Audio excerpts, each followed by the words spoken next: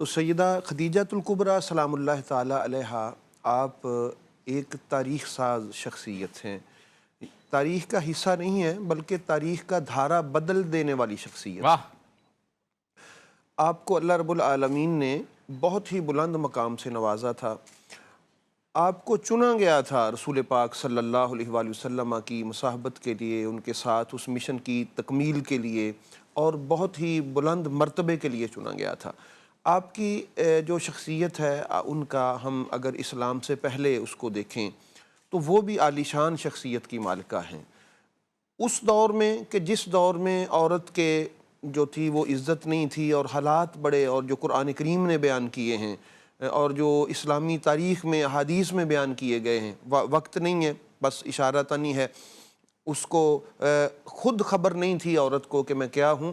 اس دور میں بھی جس کا نام طاہرہ ہو، جس کا لقب طاہرہ ہو، سبحان اللہ۔ پاکیزہ نام سے جن کو جانا جاتا ہو، تو کیا ان کی شان ہوگی کہ جس دور میں پاکیزگی اور طہارت کا تعارف ہی نہیں تھا عورتوں میں۔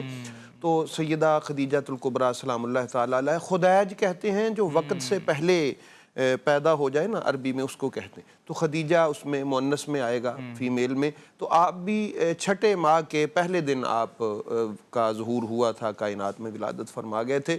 تو وہ دور جب کوئی رہنمائی کرنے والا نہیں تھا، آپ دیکھیں کہ ماں اور باپ دونوں بچپن میں جو تھے گزر چکے تھے، بظاہر تربیت کرنے والی نہ ماں تھی نہ باپ تھا، تو وہ کون سی چیز تھی جس نے ان کو پاکیزگی عطا فرمائی؟ وہ نگاہ قدرت میں پلتی بڑھتی رہیں، اور اللہ رب العالمین اپنی نگاہ قدرت میں ان کو پروان چڑھاتا رہا، حتیٰ کہ وہ رسول پاک صلی اللہ علیہ وآلہ وسلم کے دامن کرم سے جب وابستہ ہوئیں تو قرآن تو کہتا ہی ہے یا نساء النبی لستن کاحد من النساء، یہ تخصیص ہے، کیا میرے نبی کی بیوی ہو، تم عام دوسری عورتوں کی طرح نہیں ہو۔ بے شک۔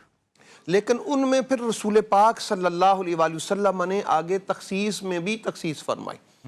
بخاری شریف میں جس طرح روایت ہے، ام المومنین اماں جی عائشہ صدیقہ فرماتی ہیں کہ جب ان کا ذکر کرتے تھے نبی پاک صلی اللہ علیہ وآلہ وسلم، بے حد ذکر کرتے تھے، اور جب وہ جو کوئی جانور ذبح کرتے یا کوئی تحفہ تحائف ہوتا تو ان کو بھیجتے، تو میں نے نبی پاک صلی اللہ علیہ وآلہ وسلم سے کہہ دیا قلت لہ کأنہ لم یکن فی الدنیا امرأۃ الا خدیجہ، یا رسول اللہ صلی اللہ علیہ وآلہ وسلم، کیا دنیا میں خدیجہ کے علاوہ کوئی عورت ہی نہیں ہے؟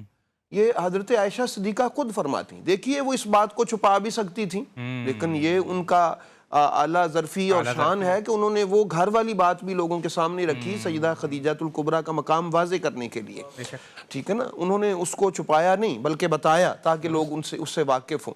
کہتی جب میں نے یہ کہا نا کہ کوئی عورت نہیں ہے کائنات میں خدیجہ کے علاوہ، یہ بخاری شریف کی روایت ہے، تو نبی پاک صلی اللہ علیہ وآلہ وسلم نے فَيَقُولُ إِنَّهَا كَانَتْ وَكَانَتْ، ہاں عائشہ ایسا ہی ہے جیسا تم کہتی ہو، وہ ایسی ہی تھی، اس کے علاوہ ہے ہی کوئی نہیں، واہ!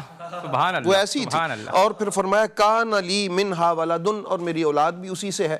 اور دیکھیے آپ جس طرح آپ نے بات کی کہ ان کے مقام و مرتبہ کی، بہت بڑا رتبہ اس حدیث پاک میں، مسلم شریف کی جو روایت عرض کرنے لگا ہوں، ام المومنین عائشہ صدیقہ سے ہی یہ والی روایت ہے۔ حضرت عائشہ فرماتی ہیں رضی اللہ تعالی عنہا کہ میں نے جب انہوں نے نبی پاک صلی اللہ علیہ وآلہ وسلم نے ان کے گفٹ بھیجتے کہ یہ بھی میری خدیجہ کی سہیلی ہے، یہ بھی ان سے محبت کرتی تھی، یہ بھی ان کو دے کے آؤ، تو فرماتی میں نے پھر وہی بات کی۔ تو جب میں نے پھر وہی بات کی تو رسول پاک صلی اللہ علیہ وآلہ وسلم نے پتہ ہے مجھے آگے سے کیا فرمایا؟ بلے بلے بلے بلے بلے، میں تو پنجابی میں پہلے میں خود داد دینا چاہتا ہوں اس بات کو کہ کتنا بڑا مقام ہے سیدہ خدیجۃ الکبریٰ کا، کہ آپ فرماتی ہیں فقال رسول اللہ صلی اللہ علیہ وآلہ وسلم انی قد رزقت حبها، جی، کہ اے عائشہ مجھے اللہ نے خدیجہ کی محبت کا رزق عطا فرمایا ہے۔ سبحان اللہ، سبحان یعنی اللہ۔ رزق کے طور پہ میں اللہ نے اپنے نبی کو، اپنے محبوب کو رزق کے طور پہ خدیجہ کی محبت عطا فرمائی۔ اب بھی اگر کوئی نہ سمجھے کہ مقام سیدہ خدیجۃ الکبریٰ کیا ہے، اور اس کو بیان بھی ام المومنین اماں جی عائشہ صدیقہ ہی فرما رہی ہیں تاکہ لوگوں کو پتہ چلے کہ سیدہ خدیجۃ الکبریٰ کا کتنا بڑا مقام ہے۔